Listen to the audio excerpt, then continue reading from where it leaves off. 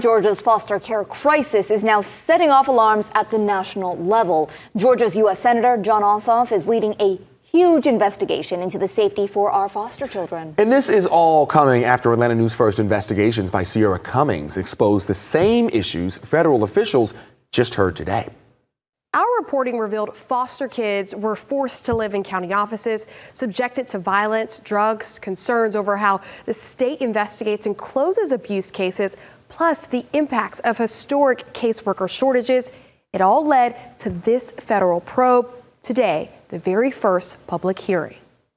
The Subcommittee on Human Rights and the Law will come to order. Compelling testimony from 4 witnesses, but before they spoke, U.S. Senator Jon Ossoff revealed part of the results of the probe, saying audits reviewed by federal leaders found 87% of the time the Georgia Division of Family and Children's Services, or DFACS, initiates timely investigations of abuse and neglect, but systematically failed to actually assess and address risk and safety concerns in the vast majority of cases. I'm here today to share my experience. To illustrate those specific claims, we heard from Monet Houston, a former foster youth from Savannah. My life will never be the same. And Rachel Aldridge, a parent from Wayne, Georgia. Monet told senators caseworkers failed her, over-medicated her, and placed her in a mental health facility where she lived in an isolation room. The isolation room was similar to a jail cell, and I was treated as an inmate.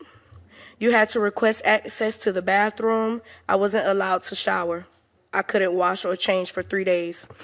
This was the darkest time in a placement. Rachel accused DFACS of not honoring its responsibility after they placed her 2-year-old daughter in the custody of the father and his new girlfriend. The girlfriend was later convicted of the toddler's murder. Brooklyn would still be alive if anyone at DFACS had just been willing to listen to me, her own mother. We need better oversight of the system to ensure the safety of all Georgia families. This bipartisan Senate investigation would not be happening were it not for investigative reporters at Atlanta News First shining a spotlight on this issue, even when no one else was listening or paying attention. And that is the power of good investigative journalism. And it has now led to this substantial ongoing bipartisan Senate investigation to get to the bottom of threats to the health and safety of the most vulnerable children in our state.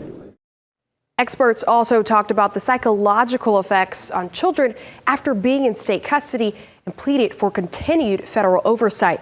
Current DFACS administration was not at this hearing, but we do expect there to be other hearings. In the studio, I'm Sierra Cummings, Atlanta News First.